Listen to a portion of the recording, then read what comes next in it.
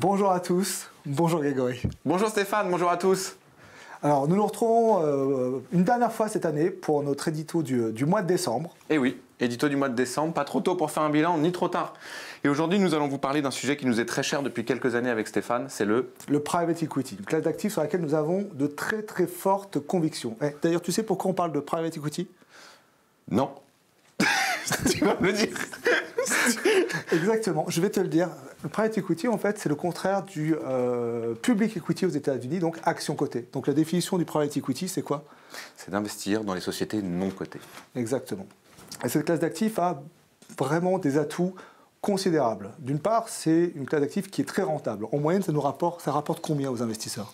Écoute Stéphane, on peut s'avancer sur un chiffre autour de 10% annuel. C'est ce qu'il y a comme taux de rendement aujourd'hui annoncé de la part des gérants de private equity, ce qui est un taux de rendement assez exceptionnel et surtout ça nous offre une très belle résilience par rapport au marché. Tu peux nous en parler, je pense? Exactement, il faut se souvenir que les marchés cotés, en moyenne, sur 20 ans, les MSCI World, c'est environ 6 à 7% par an en moyenne. Et quand on parle de 10% de retour sur investissement dans le private equity, c'est vraiment la moyenne. Les meilleurs gérants, le premier quartile, les 25% les meilleurs, c'est une performance largement supérieure à la moyenne. Exactement. Outre les performances qui nous motivent à investir sur cette classe d'actifs, c'est aussi d'investir dans l'économie réelle. On investit dans des sociétés non cotées, on crée de l'emploi, on va chercher des sociétés qui veulent se développer, qui veulent créer des nouvelles activités ou du développement. Et ça, c'est vraiment très intéressant d'avoir accès à ce genre de placement aujourd'hui. Exactement. Un placement performant, un placement qui a du sens, qui permet d'investir donc dans de l'économie réelle, dans des PME d'exception. Donc nous avons une très forte conviction chez Torres.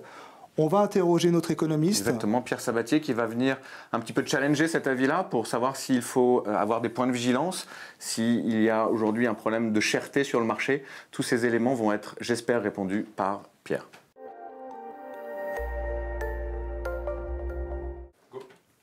Bonjour Pierre. Bonjour Stéphane. Bon, écoute, on est ravis de te recevoir aujourd'hui pour que tu nous donnes ton point de vue sur cette classe d'actifs, le private equity. Alors, quand même, une classe d'actifs qui n'est pas garantie, hein, on le répète tout le temps, en tout temps. Ce sont des actions. Ce sont des actions qui ne sont pas cotées en bourse. Alors, c'est performant, le private equity, on a envie de t'interroger, d'avoir ton point de vue sur ça et de savoir pourquoi, selon toi, ça surperforme autant, finalement, par private equity? Par construction, déjà. Il faut quand même savoir comment s'organiser les marchés financiers entre les actions cotées, puisque c'est ça l'objectif, hein, c'est essayer de comprendre la surperformance du non-coté par rapport au coté. Une des raisons principales de la surperformance, c'est la qualité à la fois de deux choses. De l'analyse financière, de la personne qui suit l'entreprise dans le private equity. La profondeur de l'analyse financière dans le private equity est toujours beaucoup plus forte, tout simplement parce que le nombre de dossiers à suivre à disposition est beaucoup moins élevé. Ça, c'est le premier point. Deuxième point, la proximité de l'analyse financière avec la gouvernance de l'entreprise. Là aussi, beaucoup plus forte. Donc, on a véritablement une capacité d'analyse beaucoup plus profonde que celle des actions cotées, qui font que la qualité de l'analyse financière est plus forte. Et en fait, le dernier point, il est tout simple. C'est aussi la manière dont on gère un fonds de private equity. Dire que l'interaction entre l'investisseur, le gestionnaire, et la gouvernance de l'entreprise est infiniment plus forte que dans des actions cotées. Parce que même lorsque vous achetez en fait des small caps en bourse, dans les actions cotées, vous n'avez pas d'interaction avec la gouvernance de l'entreprise. Ce qui n'est pas le cas dans le private equity, que vous soyez en fait investisseur majoritaire d'ailleurs ou minoritaire. Donc la surperformance à un moment donné, elle vient aussi de la qualité du suivi et de l'interaction du fonds de private equity par rapport aux gestionnaires traditionnels en action cotée. Ça me fait penser aussi à deux leviers supplémentaires finalement qui expliquent aussi la surperformance du private equity. Je pense que tu seras peut-être d'accord avec moi, l'horizon d'investissement, parce que lorsqu'un fonds de private equity rentre dans une société qui n'est pas cotée, il va rentrer pour une période généralement de 5 à 7 ans. Oui, par construction, c'est vrai. Ce qui laisse le temps finalement de structurer ou de restructurer l'entreprise, de faire des investissements. On n'est pas sur une vision court-termiste peut-être, comme à la bourse. Oui, alors sur la notion, ça exprime en fait l'interaction entre le gestionnaire et l'entreprise. Il y a une interaction, mais une interaction qui doit servir au développement de l'entreprise.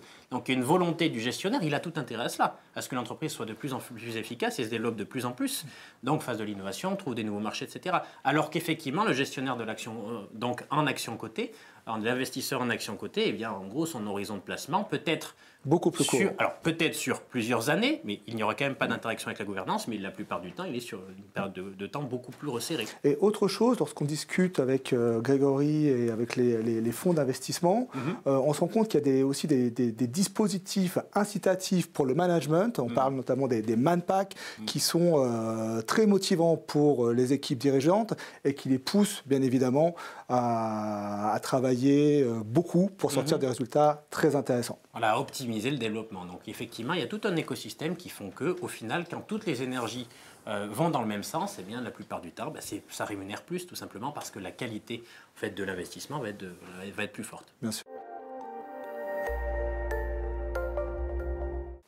Pierre, merci beaucoup pour ces précisions. Alors, on entend tout le temps, là, en ce moment, sur les marchés, sur le marché du private equity, sur l'immobilier, que tout est cher. D'accord ? Nous, on est persuadés que c'est le très bon moment pour investir sur le private equity et que c'est une classe d'actifs très résiliente. Tu peux nous parler un petit peu de la cherté des marchés et du contexte ? Alors, déjà, la cherté des marchés, elle est partagée par toutes les classes d'actifs. Donc, si effectivement on te pose comme argument le fait que les private equity est cher, donc il ne faut pas y aller, la réalité, c'est que c'est un fait partagé par tous les marchés financiers. Tout est cher. Les marchés actions cotées n'ont jamais été aussi chers, les marchés obligataires n'ont jamais été aussi chers, les marchés immobiliers n'ont jamais été aussi chers. Donc, non, le private equity est plus cher que par le passé, mais n'est pas plus cher ou moins intéressant que les autres classes d'actifs. D'accord. Après, moi, ce qui me rassure aussi, c'est la forte conviction que nous avons avec Stéphane, c'est que quand nous investissons dans du private equity ou quand nos clients investissent dans du private equity, leur engagement n'est pas investi la première année au jour J. Il est investi sur une séquence. C'est un côté très rassurant. Oui, c'est l'effet lissage. C'est-à-dire que lorsque, effectivement, dans des niveaux de valorisation qui sont relativement élevés, le fait de lisser va faire que on aura toujours des points d'entrée qui seront à des niveaux de prix qui seront lissés dans le temps. Donc, c'est effectivement, sur 5 ans, on peut estimer qu'on aura toutes les typologies de marché, des marchés plus chers, des marchés moins chers. Et donc, au final, vous aurez un point d'entrée global qui sera un point d'entrée normé, médian et moyen. Bon, Pierre, nous, comme nous le disions en préambule, ça fait 4, 5, 6 ans que nous sommes sur le marché du private equity et nous sommes réellement convaincus de cette classe d'actifs. Cette classe d'actifs qui tend à se démocratiser, qui était en amont de cette période réservée aux institutionnels, fonds de pension, mutuelles, fonds souverains qui investissaient des tickets monumentaux sur ces classes d'actifs. On a tendance à voir un phénomène assez important de démocratisation du private equity avec des tickets d'entrée qui sont plus facile d'accès. Est-ce que cela aura un impact sur le soutien à cette classe d'actifs, par exemple ? Alors ça, c'est assez rare dans une vie d'investisseur de pouvoir profiter d'un moment de démocratisation d'un actif. C'est quoi la démocratisation ? C'est qu'un actif est très confidentiel et que progressivement, il va prendre une proportion de plus en plus importante jusqu'à arriver à un niveau en fait moyen, on va dire adapté, donc dans tous les portefeuilles. On a commencé par les très gros institutionnels. Les plus petits institutionnels s'y sont mis depuis quelques années. On parle des caisses de retraite, des mutuelles, des assureurs. Et à présent, on constate qu'en fait, il manque les particuliers vont s'y mettre à juste titre. C'est-à-dire que le fait de passer simplement dans un portefeuille de 1% de private equity à 10, ce qui paraît relativement raisonnable, eh bien vous comprenez bien que ça génère un afflux de demandes qui est là pour soutenir particulièrement la classe d'actifs du private equity par rapport à tous les autres marchés financiers. Je partage 100% cet avis, Pierre.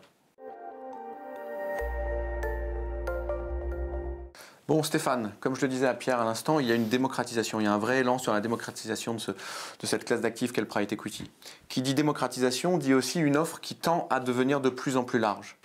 Il est important qu'on résume quel est le rôle d'un conseiller en gestion de patrimoine dans la sélection de cette offre. Exactement.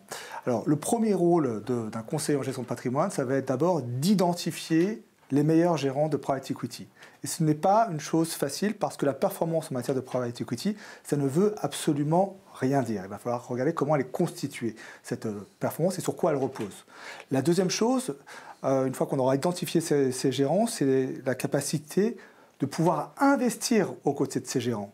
Et là, dans les meilleurs fonds de private equity, vous savez tous très bien que le ticket d'entrée peut être véritablement très très élevé parce que ce sont des fonds réservés aux institutionnels.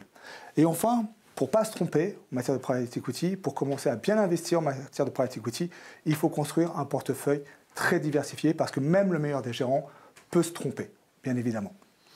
Je suis bien d'accord. Après, il y a une multitude d'analyses plus fines encore à apporter. Ça serait bien trop long de le faire devant la caméra, mais aujourd'hui, beaucoup de paramètres sont à prendre en compte. Nous les prenons en compte au jour le jour sur le terrain pour vraiment sélectionner les meilleurs produits et vous apporter les meilleurs rendements. Exactement.